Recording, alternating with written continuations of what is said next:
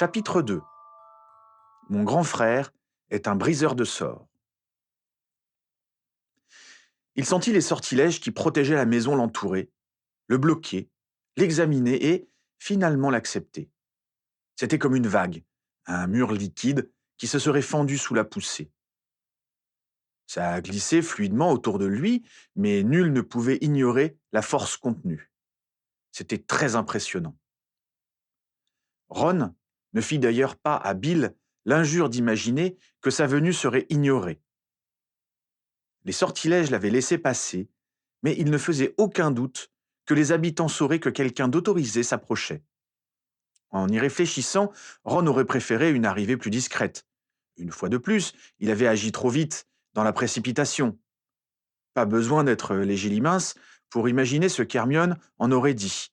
Et pendant ces semaines inquiétantes où il avait joué aux aurores de pacotille, il avait réellement admiré la capacité d'Hermione d'imaginer des moyens de rendre leur folle entreprise moins hasardeuse. Un truc à vous réconcilier avec l'idée même de lire des livres théoriques. Oui, j'aurais dû trouver un endroit pour passer la nuit et les envahir que pour le petit déjeuner, songea amèrement Ron. Ça aurait été moins inquiétant pour eux. Et j'aurais peut-être eu le temps de bidouiller une ou deux explications crédibles. De nouvelles gouttes de sang, sur une neige encore immaculée, semblèrent souligner combien cette prétention était ridicule. Il se sentit faible et glacé, à bout de force. Où et comment aurait-il pu attendre le matin? Il en était là dans ses réflexions fiévreuses quand la porte de la chaumière au coquillage s'ouvrit presque sans bruit. Il n'y avait pas de lumière derrière. La personne qui l'avait réveillé ne se fiait pas au seul fait que les barrières anti-transplanage ne l'avaient pas repoussé. Un bon point pour elle. Ron perçut quand même le mouvement d'un corps trop haut et massif pour être celui de Fleur. Bill, souffla-t-il, inquiet que son frère ne l'assomme avant de le reconnaître. Ronald répondit l'interpellé, d'une voix où la surprise se teintait d'inquiétude. Oui, c'est moi, confirma le Benjamin, un peu piteux, sans trop savoir pourquoi. Tu, tu es seul? Ils étaient tous les deux dans le noir et, pourtant, Ron ferma les yeux en entendant la question tant redoutée. Seul, répondit-il, laconique. Qu'est-ce qui se passe? Rien de grave au moins. Bill était clairement affolé et Ron se mordit les lèvres. Mais qu'est-ce qu'ils s'imaginaient tous? Se rebella-t-il. Le croyait-il donc plus en sécurité avec Harry que seul? À tout prendre, je t'expliquerai bien dedans, répliqua le plus jeune, un peu sèchement peut-être. Bien sûr. Bill était maintenant à côté de lui, et sa baguette s'alluma d'un coup, éclairant Ron de bas en haut, s'arrêtant sur sa main ensanglantée. Ne le prends pas mal, mais, reprit son frère, le visage tendu faisant ressortir ses blessures, à moins que ce ne soit l'éclairage. Quel est le parfum de sorbet préféré de maman? Cerise menthe, répondit Ron sans même réfléchir. Sans plus attendre, Bill l'attira dans la maison en passant un bras protecteur autour de ses épaules et, depuis plus longtemps qu'il n'arrivait à s'en souvenir, Ron se laissa mener, sans inquiétude, mais avec soulagement et reconnaissance. Tant pis, si son arrivée était un peu dramatique. Il avait trouvé un endroit sûr, décida-t-il. Il avait réussi. Ils pénétrèrent sans un mot supplémentaire dans la maison. Bill n'alluma qu'après avoir fermé la porte derrière eux. La lumière révéla alors Fleur, dans un déshabillé aérien, la baguette pointée vers eux au milieu de l'escalier.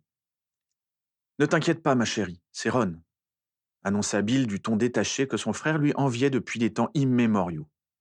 Les filles comme Fleur aiment les gars flegmatiques, décida-t-il. La tête lui tournait de nouveau un peu. Ron? Il était à mettre à son crédit qu'elle ne posa pas la question. Elle fixa très brièvement le vide derrière son beau-frère et la porte, comme si Harry et Hermione avaient la moindre chance de s'y matérialiser dans l'instant. Il est seul, confirma Bill en faisant signe à l'esselé officiel d'entrer dans le salon à leur droite. Seul? Répéta la jeune femme en baissant imperceptiblement sa baguette. Je vais m'occuper de lui. Remonte te reposer, ma chérie, proposa très galamment Bill, comme si Ron avait été un démarcheur encombrant. Ce dernier ne put s'empêcher d'ajouter: rien de grave, Fleur. J'ai juste besoin d'un endroit où passer la nuit. L'affirmation fit froncer le front pur de la belle. Elle regarda Bill, qui se contenta d'un léger haussement de sourcils. Cette communication silencieuse rappela à leur invité douloureusement Hermione, qui avait refusé de le suivre, qui avait préféré l'aveuglement. La tête lui tourna de nouveau, et il sursauta presque quand Fleur annonça finalement: Je vous laisse, alors. Un family? avant de faire demi-tour et de remonter les marches avec grâce et distinction. Assieds-toi, souffla Bill en le poussant dans un fauteuil. Tu vas t'effondrer. Je reviens. Ron obéit, en faisant quand même attention de ne pas toucher les coussins clairs. Il avait une furieuse envie de s'affaler et de dormir là, dégouttant de sang, tout habillé. Chaque battement de son cœur semblait le répéter. Il était maintenant, enfin, en sécurité. Enfin, il allait pouvoir lâcher. Mais Bill revint avant qu'il n'ait osé fermer les yeux. Il avait entre les mains ce qui ressemblait à un nécessaire de premier soin magique. On aurait dit celui de maman, en plus neuf. Bien, tu réclames un lit, tu l'auras. Mais avant, laisse-moi regarder cette main, ordonna Bill et, dans son autorité tranquille, Ron entendit des accents mêlés, de leur père et de leur mère. J'ai transplané un peu vite, marmonna-t-il honteux. Il avait l'impression d'entendre ce que Fred et George feraient de ses déboires. Avait-il réellement cessé de se moquer du fait qu'il n'ait eu son permis de transplaner qu'au second coup? Là, ils en avaient pour des années. Transplaner à un ongle près allait devenir une expression courante, songea-t-il en grimaçant. Oh, commenta Bill. Désarticulation. À te voir, je croyais que tu t'étais battu. Ron jeta un coup d'œil à ses vêtements déchirés et haussa les épaules. En fait, les deux. Je suis tombé d'abord sur une bande d'excités qui voulait que je sois un sang-de-bourbe. Des rafleurs, gronda Bill avec plus de haine et de mépris que Ron l'avait jamais entendu mettre dans sa voix. Des rafleurs? Répéta son frère. Ça a sonné presque comme le nom d'une équipe de Quidditch. Ils cherchent ceux qui ont le malheur de déplaire aux nouveaux dirigeants du ministère. Ils leur livrent les sans-mêlés, les opposants officiels, etc., contre des rançons. Ron avala difficilement sa salive. Il eut brusquement l'impression qu'il avait évité plus grave qu'il ne l'avait cru. Je leur ai échappé de justesse, mais j'étais aux abois et, quand j'ai transplané, j'ai hésité, sur ma destination. Continua Ron, bien conscient que son frère n'avait nul besoin d'un cours sur les dangers du transplanage et les causes de la désarticulation, mais incapable de se taire. Bill tamponna la blessure avec un coton largement imbibé d'essence de dictame, sans un commentaire. Il versa ensuite le contenu d'un autre flacon et Ron grimaça en sentant les muscles de son avant-bras se tendre brusquement. C'est du repousse-muscle, indiqua son frère sur le ton de la conversation. Une chance que j'en ai. Gabriel s'était fait une belle entorse l'autre fois et il nous en reste.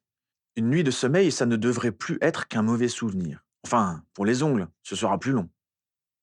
Ron allait remercier, mais son ventre décida que, puisque le sort de sa main n'était plus la priorité, il pouvait rappeler son état douloureux. Il vaudrait mieux lester cet estomac d'un ou deux sandwichs avant, constata Bill avec un sourire. Si ça ne te dérange pas, avoua Ron en rougissant. Suis-moi dans la cuisine. Bill le regardait manger sans rien dire. Ron essayait de contrôler ses pulsions, de mâcher avant d'avaler, mais il était sûr que sa fébrilité était patente. Il avait englouti des restes de viande froide, un morceau de tourte aux rognons et de pommes. Il mourait d'envie de liquider le fromage posé sur la table, mais essaya de s'en empêcher en avalant un long verre de jus de citrouille et en annonçant: Merci, ça va beaucoup mieux. Bill sourit légèrement. Tu n'as fait aucun programme mensonge, Ron. Mange autant que tu veux, on dirait que tu en as besoin. Hum, ça fait quelques jours que le ravitaillement n'était pas à la hauteur, reconnut-il en renonçant à ne pas dévorer les restes du fromage largement étalés sur les deux dernières tranches de pain. Alors qu'il engloutissait la deuxième, Bill se releva et ramena un morceau de tarte dont il découpa deux parts. Il en plaça une devant lui et l'autre devant son frère. De la pâtisserie de maman. Fleur n'adore pas, un peu lourde après elle. Ron se contenta de hocher la tête. Le goût de la tarte aux prunes, plus encore le fait que d'être avec Bill, lui nourrissait ce sentiment de sécurité qu'il avait commencé à ressentir dans le salon quelques minutes plus tôt. Il n'était plus question de froid, de peur, de faim, d'inquiétude. C'était bien. Chaque fibre de son être se complaisait à l'en féliciter. C'est chez les rafleurs que tu crevais de faim demanda soudain Bill.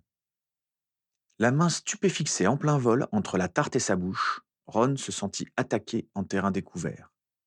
Celle-là, il ne l'avait pas vue venir. Je ne suis pas resté longtemps avec eux. Bien, apprécia Bill stoïquement. Mais Ron ne s'y trompa pas. Il devrait, un moment ou un autre, donner une explication suffisante à son frère. Bill attendrait le temps qu'il faudrait, mais il ne lâcherait pas. Il était tranquille et déterminé. Son visage couturé le rendait d'autant plus intimidant. Tu, tu veux savoir commença Ron sans trop avoir décidé comment il allait formuler ça. Oui, interrompit Bill. J'aimerais bien savoir comment et pourquoi tu débarques chez moi en pleine nuit, affamé, blessé, seul. Le dernier mot flotta dans l'air de la cuisine. Mais visiblement, la question t'effraie. Tu as dit que rien de grave n'était arrivé et j'ai aucune raison de ne pas te croire. Peut-être que demain, une fois que tu auras repris des forces, tu trouveras celle de me raconter, sans trahir aucun secret, bien entendu, ajouta-t-il précipitamment comme s'il anticipait une quelconque protestation de son frère. C'était terrible à dire, mais Ron en aurait bien pleuré. La confiance et le respect de Bill étaient presque gênants. Il avait compté sur la compréhension de Bill, bien sûr, mais là, il avait la vague impression de le duper. C'était presque pire que s'il s'était moqué de lui ou avait critiqué sa décision. Au moins, il aurait pu se défendre. Merci. Il souffla en baissant les yeux. Allons nous coucher, décida brusquement Bill, d'un ton un peu las, comme si leur avancée venait de le rattraper. J'ai encore un service à te demander, balbutia Ron en se forçant à relever la tête. Si papa et maman appellent, tu n'es pas là demanda son frère, une flamme d'amusement dans les yeux. Oui, murmura Ron, de nouveau terriblement embarrassé. Il ne tiendrait pas longtemps, comprit-il. Pour Bill, il était transparent comme de l'eau claire et, s'il n'avait pas encore tout deviné, c'est qu'il partait de présupposés faux, à savoir, Ron est avec Harry et Hermione et ils accomplissent une mission confiée par Dumbledore. Il était en quelque sorte protégé par une rumeur. Comment Bill réagirait-il quand il briserait cette couverture dérisoire? Verrait-il combien il avait laissé la raison l'emporter sur l'excitation, l'amitié, la loyauté et l'aventure? Comprendrait-il qu'il s'agissait de sa première décision d'adulte ou presque? Ou ne verrait-il que la fuite? Allait-il alors perdre ce respect qu'il venait tacitement de montrer pour son plus jeune frère?